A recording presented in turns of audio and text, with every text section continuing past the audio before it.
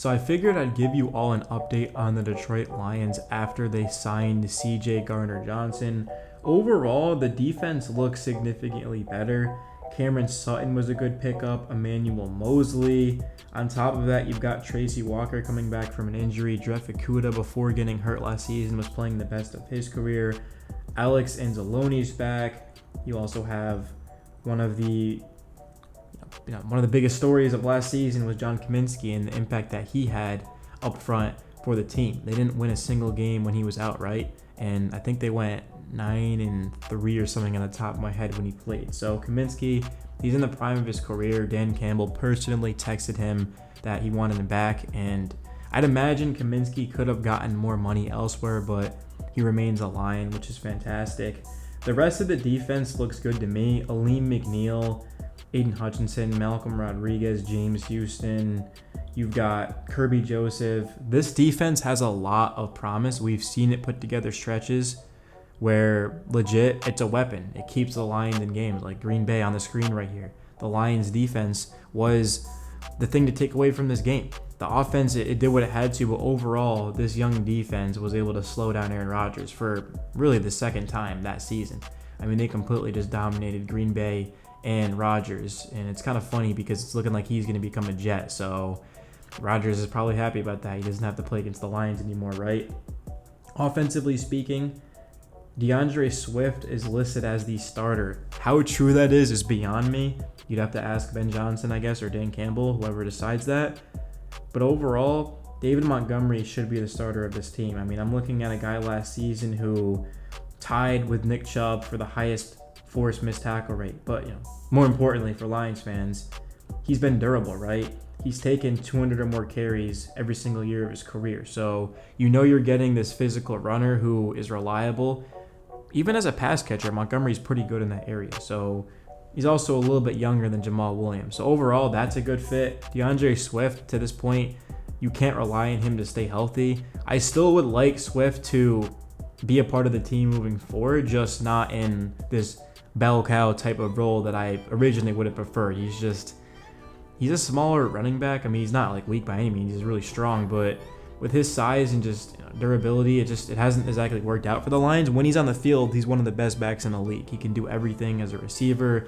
I mean, his elusiveness, his cuts at the end of last season, that was some of the best Swift's ever played. But overall, he did miss a lot of the season. He got up to a good start, and then he got injured. So bringing in a reliable guy in David Montgomery, who is, I want to say he's 25 years old. He signed a 3-year, $18 million deal. So running back is important for the Lions. They're a run-first team. They're built through the trenches. Their offensive line, I mean, you have multiple Pro Bowl type of players on it, right? Jonah Jackson, you've got Frank Ragnow, Penei Sewell, and Taylor Decker is pretty good as well. So this is a good offensive line, and they are going to be running the football a ton. Jared Goff's the best play-action quarterback. He's got Amon-Ra St. Brown, a full season of Jameson Williams. DJ Chark, I'd hope he comes back to the Lions. If for some reason he decides not to, the Lions, they have extra picks, so they can just pick up his replacement in the draft. Losing Chark wouldn't be the end of the world. Preferably, I'd like to bring him back, and I'd imagine it's going to cost a chunk of change, though, because you've got teams like the Chiefs. You have teams like the Panthers. Hell, my Colts could definitely use DJ Chark because we lost Paris Campbell, who we used a first-round pick on a couple years ago. But overall, that's an update on the Detroit Lions, essentially after every move that's been made. I mean, looking around, they haven't really done anything else, at least to my knowledge. I mean, I'm sure they've made some smaller, like, depth type of moves, but the thing that I'm looking forward to the most isn't free agency. I've been waiting for the draft forever now. I mean, Josh Paschal, you pair him with potentially a guy like a Tyree Wilson or a Will Anderson Jr., Miles Murphy, I don't really know. But overall, I can't wait to see what the Lions decide to do in terms of that number 6 pick, because they got that, of course, in that Jared Goff trade. So not only did they get Jared Goff, who, I'll say it again, Lions fans for some reason don't like when I say this, but Jared Goff is a better quarterback than Matthew Stafford right now.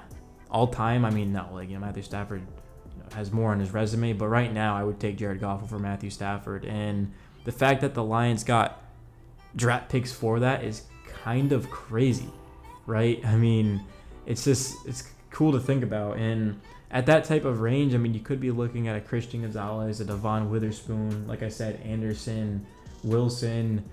There's so many things the Lions could do. You can't rule back trading down, right? Maybe you're saying, hey, somebody, you want to come up here and get Will Levis? Okay, we'll trade it back with us, and we'll just get a guy in defense later on. There's just so many players in the first round that you can't go wrong with. I was just looking at round 2, round 3, round 4. There's legit starting caliber talent in those rounds. It's a deep corner class especially. There's some good offensive linemen. And the fact that the Lions finished off the season 8-2, right? They won 9 games on the year. They've beat the Vikings. They've beat the Packers. They beat the Bears. So to me, this looks like the favorites in the division. With the right draft picks on top of this brilliant free agency by Brad Holmes, we could be talking about Detroit being a Super Bowl contender. The Eagles, the 49ers, those are the 2 teams that I'm looking at and saying that to me, those are better than the Lions. But overall, Detroit, we know offensively can run with anyone. They can run with both of those teams. It's just going to come down to defensively, can they get off the field? And that's why I say the draft's important, because if you can get a big body up the middle that is going to wreak havoc, well, now you've got Houston and you've got Aiden Hutchinson and Pasha, like all these guys that are going to be getting to the quarterback, and you can't discredit how good the secondary looks now. I mean, Emmanuel Mosley allowed a 43.6 passer rating in 5 starts last season with no touchdown passes allowed. He's 26 again. He's only allowed 1 touchdown over the past 2 seasons. On top of that, you've got Cam Sutton, who is coming off of the best season of his career in 2022, where he totaled 15 pass breakups and 3 interceptions. He also held opposing quarterbacks to a 65.3 passer rating, which was a dramatic improvement from the 104.9 passer rating that he surrendered in 2021. The Lions, they have all young talent on this team. It's incredibly young with promise. They've got a trio of coaches that you just can't go wrong with, and Dan Campbell, Ben Johnson, and Aaron Glenn. Those might be the best group of coaches in the league. Like, that's a serious debate that you could have. You've got Brad Holmes, the GM, right? The fact that this team finished so strong, they've got a promising future on top of having the 6th pick in the draft, number 18, a couple of extra picks in the draft. Like, it's pretty crazy to think about. And to me, this team will go where Jared Goff takes them. And last season, Jared Goff played a hell of a quarterback in the second half. He played some of the best Detroit Lions quarterback of all time.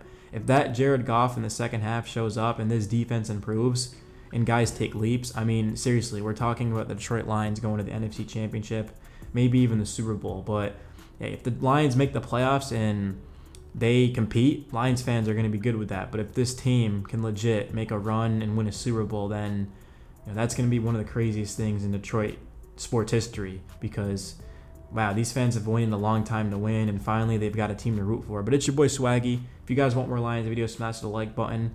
I did see that my mock draft did not get a lot of views, which I think is expected. I mean, a mock draft is a very complex thing. If you guys want to go see my Lions mock draft, just type in, is it Daily Lions? Let me find that for you guys if you guys want to go subscribe to that. It's like really more kind of different type of video, but it's called Lions Nation. You could type it in. It's got 62 subs. I broke down a mock draft, and it's going to be cool. I think, honestly, the move moving forward is going to be talking about the Lions when they actually make moves. Like, for example, they signed CJ. They made a video. This one is just basically an update on everything going on. But once they start drafting players, once they start signing guys and we get news, then that's going to be the time to make videos, because a mock draft it's cool, but it hasn't exactly happened, right? It's all like speculation. But once the Lions actually make their pick at number 6, well, we can talk about that. And once again, there really isn't a wrong move here. It's Brad Holmes, sure, but also there's just so many guys at that range to where you can't go wrong. As long as it's not like a wide receiver or something, I mean, then it's going to be a good pick, right? Even if it were an offensive lineman, I mean, there are some really good tackles in this, but just trust in Brad Holmes. I mean, him and Snyder over there in Seattle, whatever they do, I'll basically just buy into it, because that's how much they've proven.